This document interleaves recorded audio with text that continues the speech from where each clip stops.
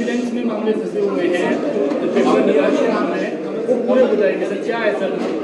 देखिए, पहले तो जयराम ठाकुर जी जो पूर्व मुख्यमंत्री थे, उन्होंने हमसे सवाल किया।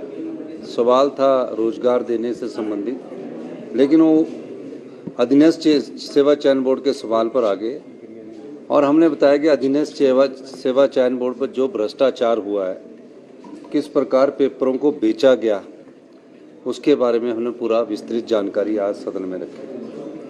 तकरीबन 339 के करीब, जिनमें कोई रिजल्ट को हमने डिक्लेयर कर दिया है और बाकी वेटनरी फार्मेसी है और जो 3 हैं वो लोक सेवा आयोग के पास उसकी डॉक्यूमेंटेशंस की वेरिफिकेशन हो रही है और जल्दी उनके रिजल्ट निकल जाएंगे। जिन 9 केसों में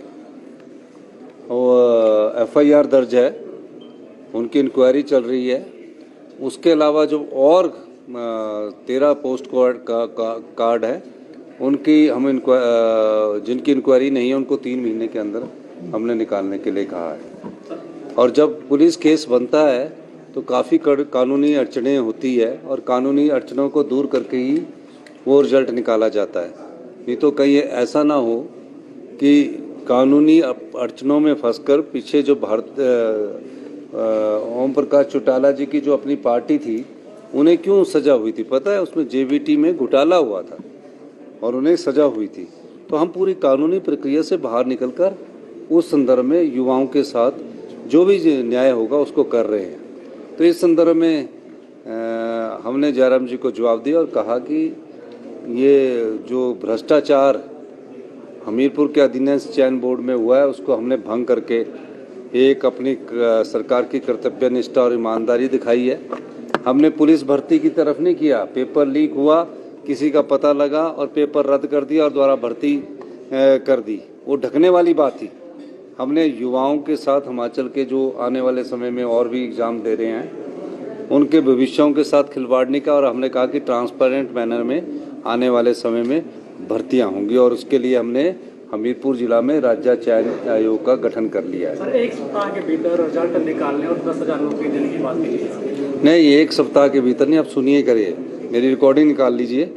मैंने ये कहा कि इस वर्ष हम 10,000 लोगों को रोजगार के नौकरी देंगे और 10,000 इस साल, यानी 31 मार्च से पहले हम 10,000 लोगों को रोजगार देंगे और बैच वाइज भर्ती की प्रक्रिया अभी मेरे ख्याल जल्दी ही शुरू हो जाएगी। रिजल्ट निकालने वाला जो 1 हफ्ते के भीतर है, वो हमने वेटनरी फार्मेसी और 2 और पोस्ट कार्ड के रिजल्ट निकालने के हमने डायरेक्शन दे दिए। सर, कोरोना क्लैरिफिकेशन दे रहे थे आपको जयराम? नहीं, वो ऊर्जा नीति पर वो नहीं, हिमाचल प्रदेश के हितों को बेच दिया उन्होंने। अब क्या क्लैरिफिकेशन देनी है? अब तो वो समझ गए हैं। जब हमने उठ कर कह रहे हैं कि सुन्नी, लूरी, धोला सीट, डोगरी प्रोजेक्ट में हिमाचल का जो अधिकार था 12% फ्री रॉयल्टी का, उसको उन्होंने नहीं लिया और उसके साथ 12 से 30 साल में जो हमको 18% मिलनी चाहिए वो नहीं लिया। आज तक ऐसा नहीं हुआ कि 12% को डेफर किया गया हो।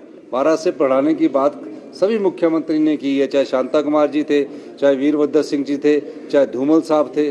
पहली बार ऐसा हुआ कि हिमाचल के लोगों के अधिकार जो है 4% इन प्रोजेक्टों में रख दिए कि हम 4% पहले 10 साल में रॉयल्टी रहेंगे और 10 से 25 साल में फिर 4 से बढ़कर 8% हो जाएगी और 25 से 40 साल में फिर 8 से बढ़कर 12% हो जाएगी। और उसके बाद 40 साल बाद जो प्रोजेक्ट हमको आना चाहिए था वापस, उसको कह दिया कि लाइफ लॉन्ग उन्हीं के पास रहेगा, उसमें से हमारे को 25% फ्री रॉयल्टी देगी। मैंने उस कानून को, उनकी उस नीति को चेंज किया है और हमने सतलुज जल विद्युत निगम को नोटिस दिया है कि आपने विदाउट इम्प्लीमेंट एग्रीमेंट कैसे ये कार्य शुरू कर दिया और इसमें अगर आप हमारे साथ नेगोशिएट करना चाहते हैं या कोई पत्राचार करना चाहते हैं, मिल बैठ कर आगे करना चाहते हैं, तो हमारी जो नई ऊर्जा नीति आई है उसके अनुसार आप हमारे साथ बैठकर बातचीत कर सकते हैं। सर, कोरोना वारियर्स भी वो मांग कर रहे हैं कि उनका जो नहीं, अभी तो उनकी मेरे ख्याल 30 सितंबर तक है, उसके बाद और उसके लिए उसके बाद जब स्थिति आएगी तब देखेंगे। धन्यवाद। के दाम बढ़े हैं सर, लगातार महंगाई बढ़ रही है। देखिए, सीमेंट के दाम जो बढ़े हैं उसकी भी मैंने बोला कि कैसे बढ़े उसके बारे में पूरी जानकारी प्राप्त की जाए। धन्यवाद। Thank you sir.